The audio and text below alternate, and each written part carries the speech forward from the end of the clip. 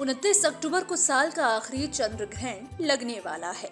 ये साल का पहला चंद्र ग्रहण होगा जो भारत में दिखाई देगा और दिखने की वजह से इसका सूतक काल भी मान्य होगा। इसका सूतक काल शाम 4 बजे से ही शुरू हो जाएगा। देश में ये ग्रहण करीब 1 घंटा 16 मिनट तक रहेगा। ग्रहण रविवार को रात 1:06 पर शुरू होगा और 2:22 तक रहेगा। ज्योतिषों की माने तो ये खंडग्रास चंद्र ग्रहण होगा। ये चंद्र ग्रहण अश्विनी नक्षत्र और मेष राशि में लगने जा रहा है।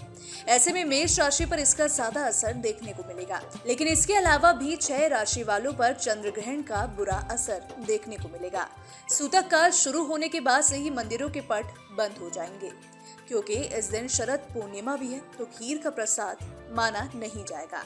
उस समय चंद्र ग्रहण है तो उसकी रोशनी में खीर नहीं रखी जाएगी। चलिए अब आपको बताते हैं कि ये चंद्र ग्रहण कहाँ कहाँ दिखाई देगा। सबसे पहले बात करते हैं भारत में कौन कौन सी जगह ये चंद्र ग्रहण दिखाई देगा।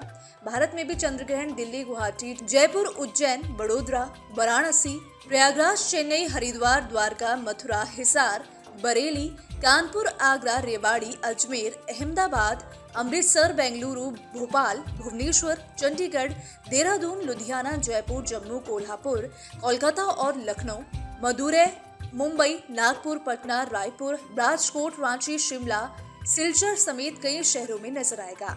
आंशिक चंद्र ग्रहण आधी रात के आसपास भारत के सभी स्थानों पर दिखाई देगा। सभी जगहों पर लगभग एक ही समय पर दिखाई देने का अनुमान है।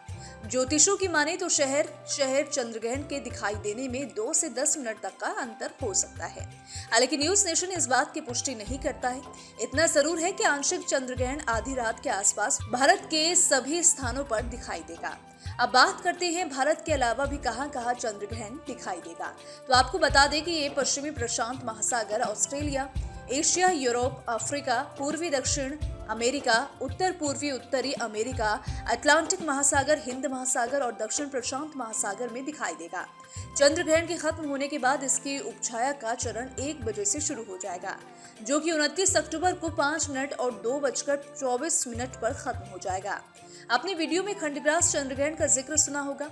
इस पर यह जान लेना जरूरी है कि चंद्र ग्रहण 2 तरह के होते हैं, खग्रास और खंडग्रास।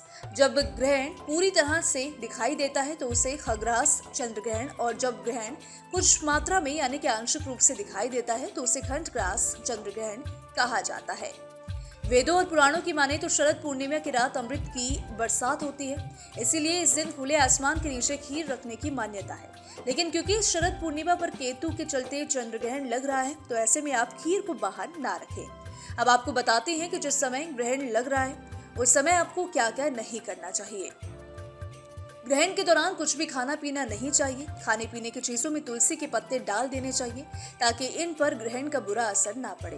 ग्रहण के दौरान नेगेटिव एनर्जी बढ़ जाती है, जिसका असर व्यक्ति के मन पर भी पड़ता है। लिहाजा इस दौरान कोई बड़ा निर्णय नहीं लेने की सलाह दी गई है।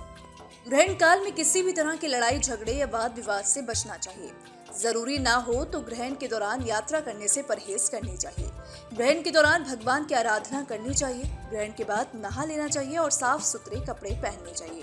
अब बात करते हैं कि ग्रहण के बाद किसकी पूजा करनी चाहिए। ज्योतिषों की माने तो ग्रहण के बाद माता लक्ष्मी की पूजा करनी चाहिए। लक्ष्मी की पूजा करने के बाद बाकी के उपाय भी कर सकते हैं। बाकी और तमाम जानकारी के लिए आप हमारी चंद्र ग्रहण की प्लेलिस्ट का रुख कर सकते हैं। हमारी वेबसाइट www.newsnationtv.com को विजिट कर सकते हैं। Bureau report, team news nation.